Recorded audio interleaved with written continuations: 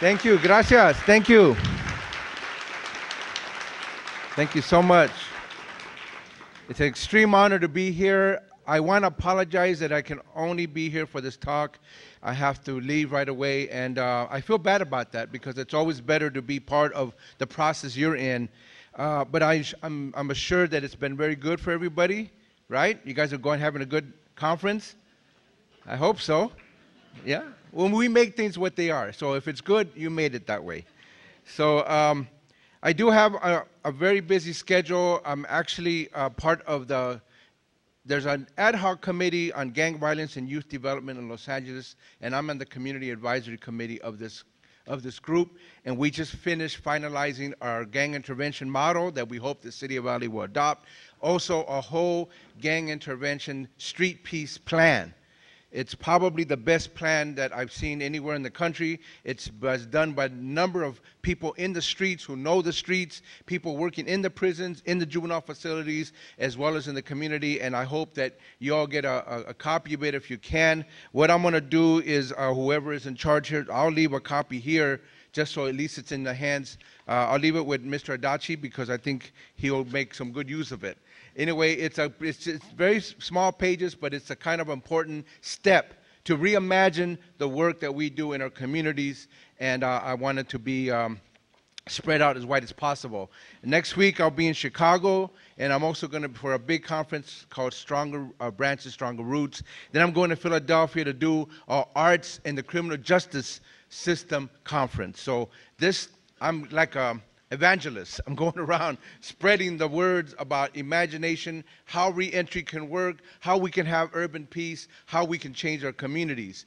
Next month, I will be in El Salvador, Guatemala, and Honduras to take this message, because obviously a lot of what's going on down there has direct relationship to Los Angeles and California and what happens here.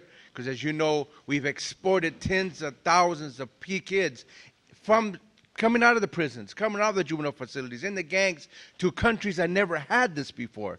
And now they're having a tremendous amount of problems with kids shooting each other, initiating gangs, robberies, a lot of things that never used to be crack in those countries, despite horrendous wars they went through. Now there's crack, now there's a lot of things. And we have to take responsibility, by the way. We can't just say it's on them. We have to take policy responsibility for this. So I'm active on all levels, including internationally, because now this is a global issue. And we're at the heart of it here in California. As you probably know, California is known as the place where most gangs and most trouble comes from.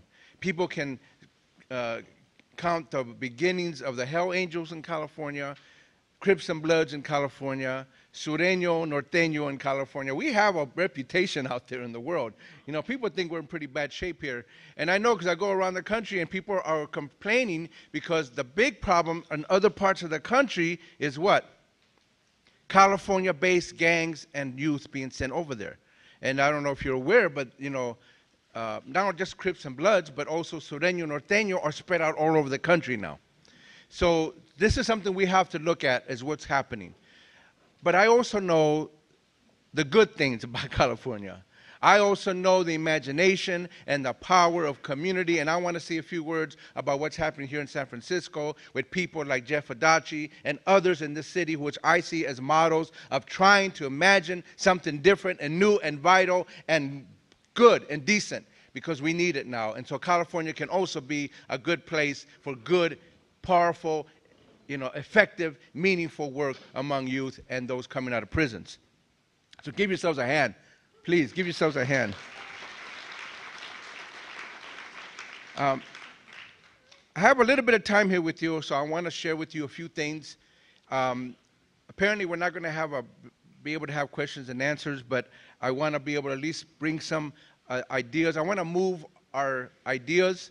I want to move your concepts. I don't want to tell you what you probably already know, and I don't want to tell you that I think I know more than you do. I just want to move a few things, move the imagination a little bit as you go through the rest of your conference here. But I want to read some poems. The reason why is because people think, well, what does poetry have to do with reentry and juvenile justice and criminal justice. And as you know, it has a lot to do with it. And I'm just going to read poems from well-known people who kind of address some of the things that I felt are related to this issue. And I'm going to start with a poem, a short little poem. These are short little excerpts of poems by Octavio Paz. Who knows who Octavio Paz is? For those who don't know, he is one of Mexico's leading poets. And this is from a larger poem. I'm going to read this line. It almost hit me as this is the way people must feel and the way I felt coming out of either the criminal justice system or heroin addiction or some kind of what I call the hell on earth issues that we have to deal with. You're going from hell on earth back to earth. And people don't recognize that you've just gone through something terribly initiatory. And this short little thing kind of says a lot of the way it feels. With no name, no face, the death I want bears my name. It has my face. It is my mirror, and it is my shadow.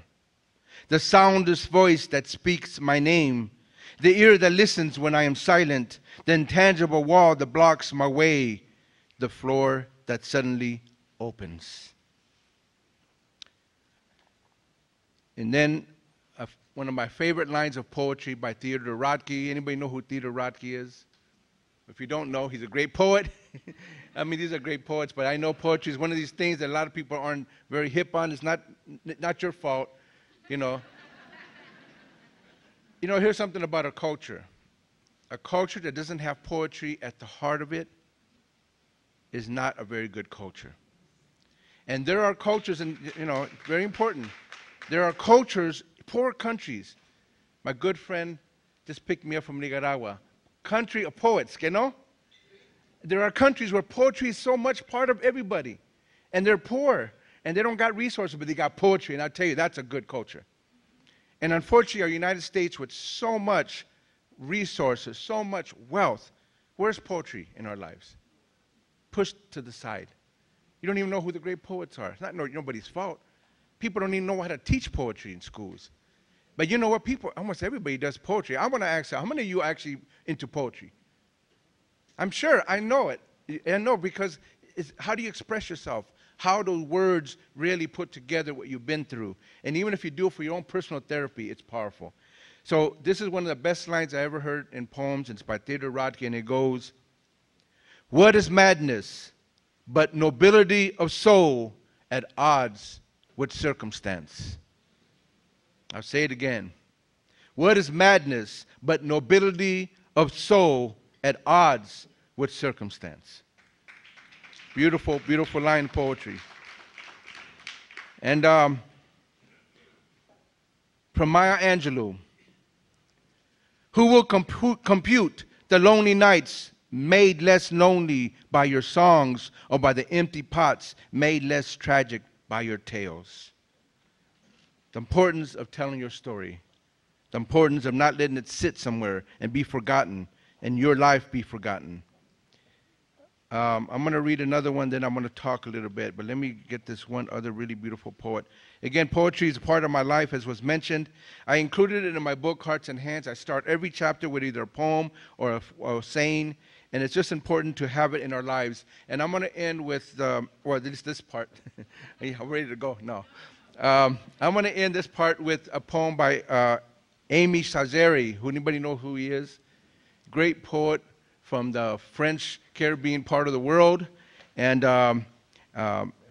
he's part of what was called the Negritude poets, who were very important, powerful poetry, bringing out that aspect of poetry from the former slave colonies in the Caribbean out to the world, and a French-speaking part, but also, of course, it speaks to the English-speaking and Spanish-speaking world where slavery was brought into the Americas. And this poem, when I read it, I think about, this is the way I felt as a kid, running the streets, not knowing who I was, feeling that there was some kind of tiger or animal or lion inside, and not knowing that what it was, and not knowing that it could have been a good thing, and only bringing out the destructive aspects of it, and wishing that somebody would stop me, and not having anyone or anybody that could do that. So it goes like this.